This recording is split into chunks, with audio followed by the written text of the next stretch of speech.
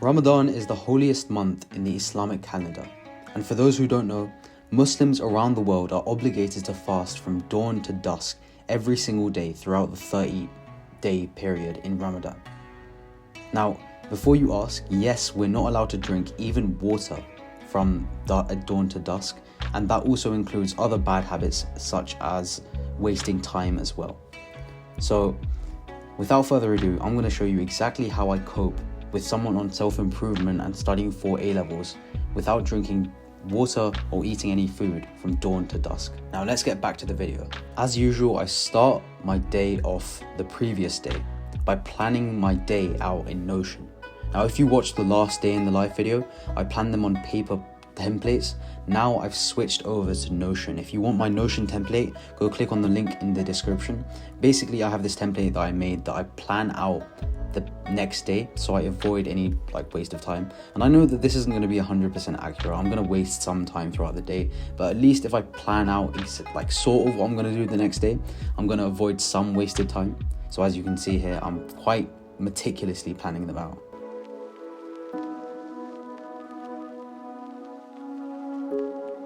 I then wake up at 4 a.m. in the morning for suhoor, which is the first meal of the day. I go downstairs and make myself a quick meal, which consists of 4 eggs, some butter, and a protein bar to get my protein in nice and early. I really like working in the morning. I don't know, maybe I'm just a morning person, but ever since I've been waking up really early, I've just genuinely been more confident in my ability of academics and just being more confident in general.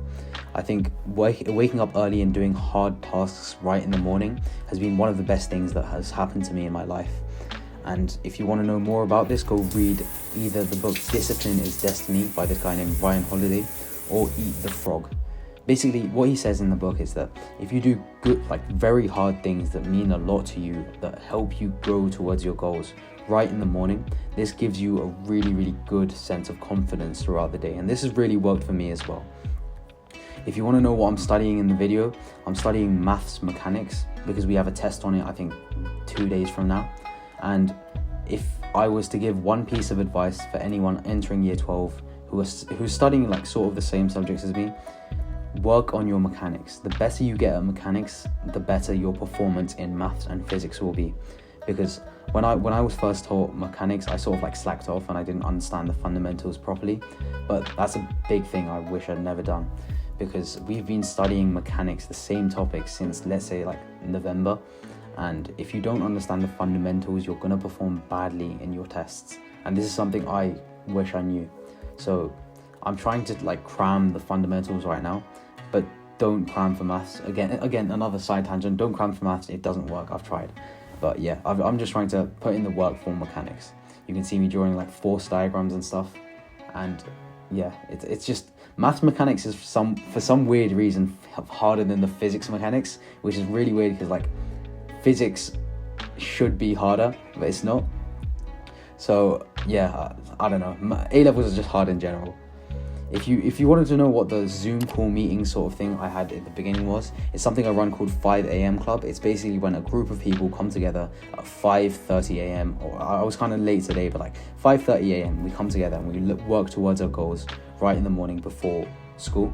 So if you're interested, click in the description, I think, and you can join for free. Basically, just wake up every single day and we'll keep you consistent.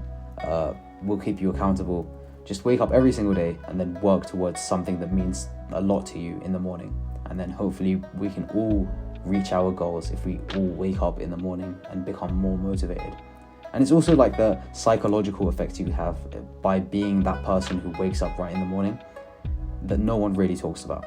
So yeah, I'm just finishing off my first deep work session of 90 minutes.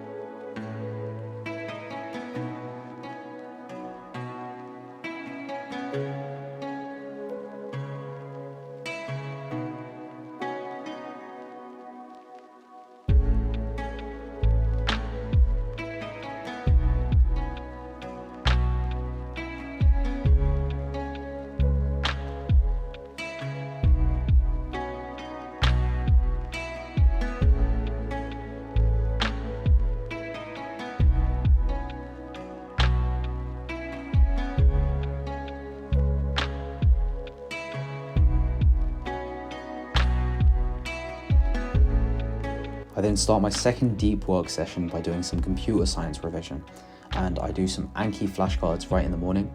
I know that doing practice papers is very important as well, but I feel like understanding the concepts first before you attempt any practice questions is going to be better than just going straight into practice questions, especially at A-level. You can get away with doing that at GCSE, just going to the practice questions first, but I feel like for A-level you really need to understand the concept first before you attempt any questions. So as you can see, I'm going through Anki flashcards. I'm doing this thing where I type to retrieve information rather than just think in my head, because I feel like if I just think in my head without actually putting down what I know about a topic, I just tend to like look over some stuff, some gaps in my knowledge, which I wouldn't do if I just type it down. So you can see here, I'm just going through each flashcard. A lot of people ask me why I only work in 90-minute blocks. So I only work 1 hour, 30 minutes at a time. And this is genuinely the optimal performance. Like, this is the optimal work time that you need to aim for. I think in Cal Newport's book, Deep Work, he's like a really, really famous computer science he's done like neurology, he's like world famous, and he said that doing 1 hour 30 minutes is basically your optimal time for like most people. And this is supported by this guy named Andrew Huberman, who's also a neurologist at Stanford. So with doing that research, I've come to understand that doing like 5 hours a day at one time is not optimal, because only 1 hour of that is going to be productive. So if you work instead in 1 hour 30 minutes, you take a 5-minute break and then do another 1 hour 30 minutes, it's going to be way more productive than doing 3 hours at a time.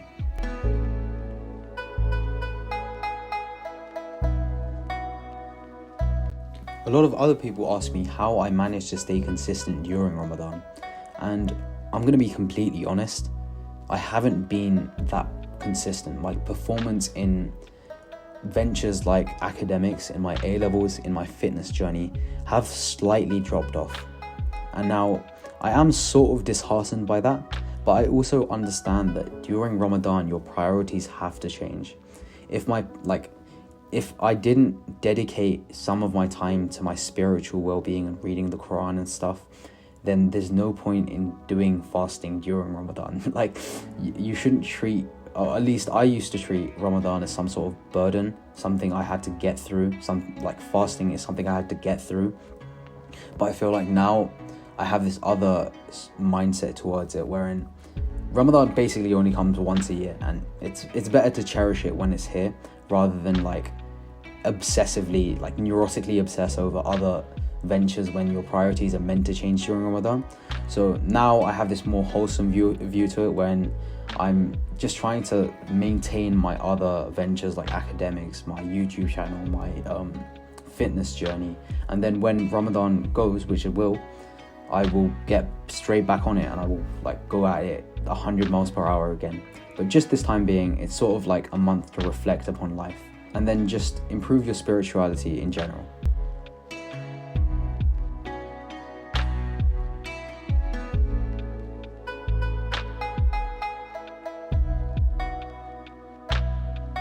I then finished my 90 minutes computer science deep work session and then get ready to go to school.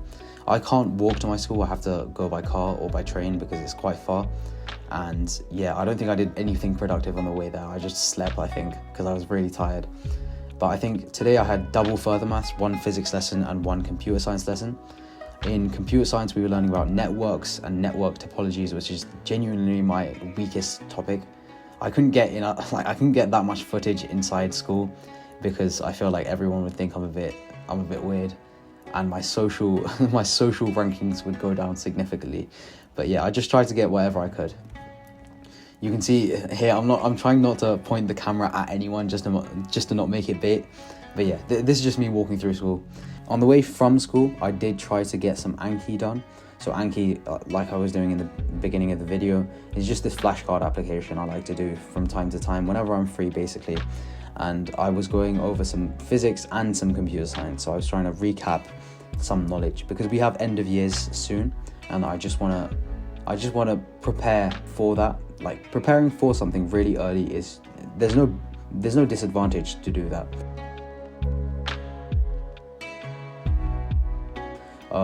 So I'm just trying to prepare for that. And yeah, as you can see, the weather right now, even though it's March, it's tipping it down. and it's typical British weather. It's just not good. It's just a miserable environment. Yeah, I just don't like the weather in Britain, but you just have to firm it.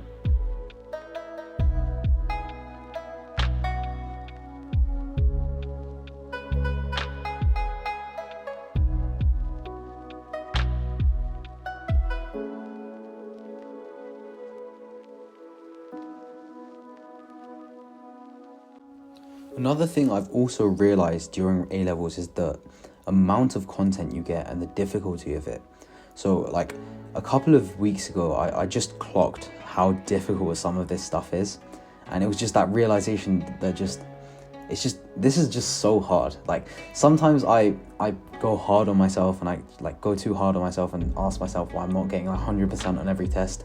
But when I look at some of the content and I realise how difficult some of these concepts are, I'm almost grateful to be able to do the subjects I'm doing, basically, because I look around and then other people aren't able to even take these subjects. Whenever you say that you're doing 4 A-levels and you say you're doing further maths as well, everyone's just like, whoa, that's really, really hard. And it's only now that I realize how hard some of these subjects are, and I'm not going as hard on myself as I was. But still, I am trying to be disciplined and getting through that work. But for any year 12s or year 11s who want to take the subjects I'm doing, I feel like you should take it. You 100% should take it. Even though it's hard, you shouldn't put it off. I do think that doing the 4 hardest subjects at A-level will reap you nothing but benefits in the future, because I feel like using your discipline more than anything, even if it's not for the grades, if you just take these subjects, if you take hard subjects, especially if you take 4, I feel like the character development you would go through to be able to do those 4 subjects will prepare you for much more than just the grades would. So don't think about if you will get the grade or not. Think about whether or not you can use the discipline to do those subjects.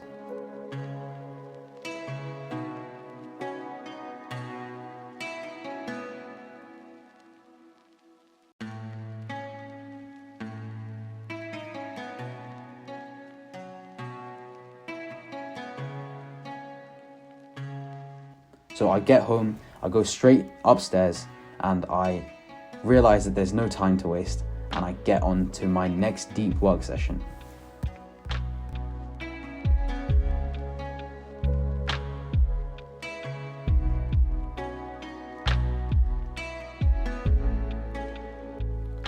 For my first deep work session, I'm doing about like 40 minutes. I'm not doing 90 because I just don't have time, but I'm doing about 40 minutes of some integration by substitution and integration by parts. Now, if anyone's studying year 13, they may ask me why I'm studying year 13 stuff in year 12. But basically, my school does it a bit differently because we do maths and further maths as 1.5 subjects. So we finish all of A-level maths pure and all of A-level maths mechanics in year 12. That's why I'm doing such a hard topic in year 12. If you're in year 12 and you don't recognize this topic, don't worry, it's a year 13 topic and it's not that hard. I think with maths, all you need to do is just grind out some practice questions and you should be able to get the hang of it. And this is what I'm doing right now. I'm using the website Exam Questions, I think it is, to do some past paper questions. And yeah, integration by substitution is just a bit picky, but if you get the hang of it, it's just the same question every time.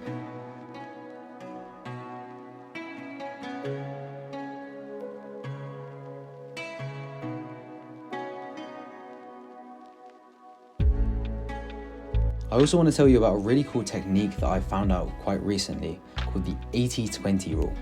Now what this is basically, if you want to get to a goal in anywhere in life, this could be academics or fitness, 80% of your results will come from 20% of the actions you do. So for example, if you're doing like a maths revision test, right? The 80% of the results will come from practicing the questions, but everything, like only practicing the questions is like 20%, right? But you have all these other things when you're learning a maths topic, like making notes or making flashcards, that don't really reap the rewards that you want.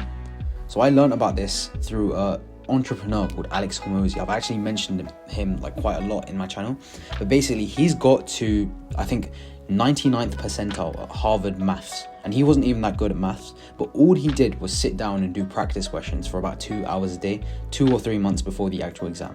Now, I'm not telling you to completely abandon everything in your revision resource section and just do practice questions, but I'm just trying to tell you that for every goal in life, 80% of the results will come from just 20% of the actions you do. So my advice to you is just think about what the 20% of your actions are that will reap you 80% of the rewards. So if you're doing English, right, there will only be a certain amount of actions you do that will give you the grade. So for example, practice questions or practice papers will be way better for your grade to go up compared to like reading revision notes. And this is something I've learned about quite recently, and I'm trying to include that in my life and improve my life. I then do my last and final deep work session for the day. Now I'm doing YouTube work, and I treat this work quite seriously. I don't want to make this a joke or anything. So I do quite a lot of research when I'm making my full guides to any subject or doing any advice YouTube video. I do put in quite a lot of effort. I mean hours and hours of research into making the script for the video. So here you can see I'm scripting the full guide to GCSE sciences. So I'm laying out exactly what I would have done and the exact science-based protocols or the most effective way to revise for GCSE science and get you specifically a grade 9. I look through books, I look through Andrew Huberman podcasts, I look through my own experience, I talk to some teachers, I talk to some friends in the making of these videos. So if you would like those videos or share those videos, it would mean a lot to me. And I genuinely want to make this the best possible video I could ever make on GCSE science. And that's it. After I release all of my full guides for GCSEs, I'm moving away from GCSEs. I don't want to make too much content on that. I see people who literally look like 35 who've done universities and are still making and milking out GCSE content, and I don't want to be one of those people, man. I feel like that's kind of sad. If you've been uploading GCSE content for the last 15 years, that's kind of sad. You have to move on. So I'm going to make all the full guides for GCSEs. I'm going to put my entire mental effort into making those guides, but then I'm going to move on into a different direction.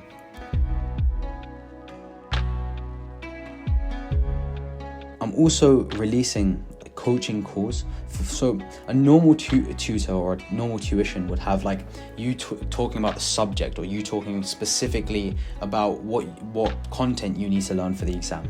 But I'm releasing a new sort of tuition basically, or coaching course, wherein I don't teach you specific subjects, but I'm going to teach you exactly what you need to do at this period of time to get the best grade. So I'm not going to go over specifics in the subject, but I'm going to tell you, if you're a bit lost or you don't know what to do for exams, or you don't know how to approach content, or you don't know how to learn content, or if you're stressed for exams, all of these meta skills, all of these skills you kind of need to know for exams, I'm going to be teaching in those coaching calls. So if you're interested, go sign up with the form below. I'm going to reference this in a different video, but I'm trying to make this literally the best coaching calls there are available.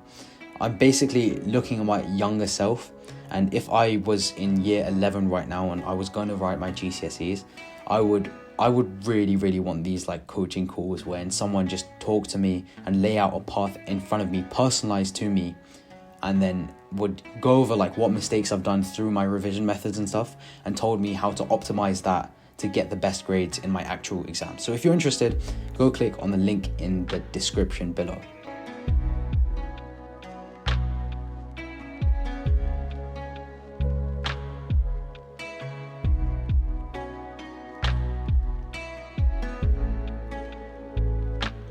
I then have iftar, which is my last meal of the day. I have some steak.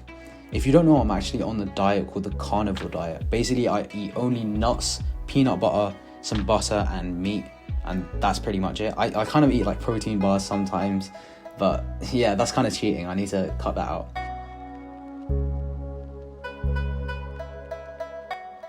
I then go to the gym. It's tipping outside, but I still manage to find it in my discipline to go to the gym because I kind of find it fun. I then go upstairs and get ready for the pool day ahead of me.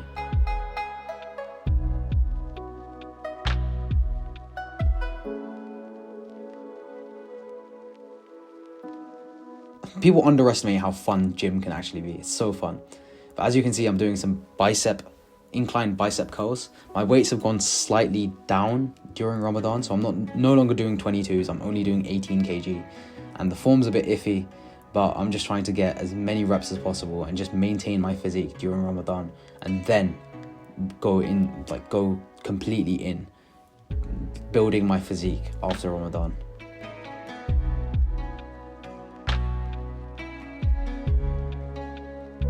I then move to lat pull downs. I do it with a close grip because it gives me more range of motion, and the form there is pretty good, to be fair. I'm doing about 80 kg, which is pretty good.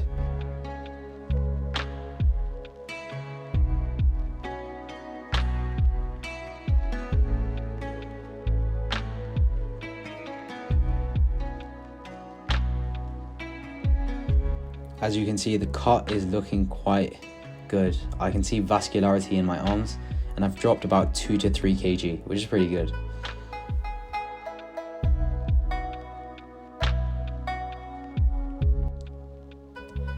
A lot of people ask me whether or not I'm going to stay consistent in my fitness journey throughout my A-levels, and I look at them back and I say, of course I am. This fitness journey has literally transformed my life. I was obese, or borderline obese, 2 years ago. I would get out of breath just moving from one room to another. And that has translated into my academic journey. I'm able to work more than anyone else I know at one time. And of course I'm going to stay consistent on my fitness journey. It's a part of my life, and I don't see myself ever quitting just for like exams or something anytime in the future.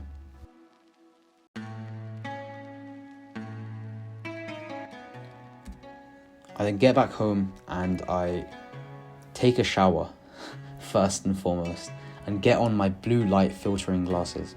These glasses basically protect your eyes from blue light, and I have quite sensitive eyes, so yeah, those are why I'm like wearing these weird orange glasses. I then take off my habit tracker, which I attempt to do with my left hand but it fails, so I take off pretty much every single box I got done today.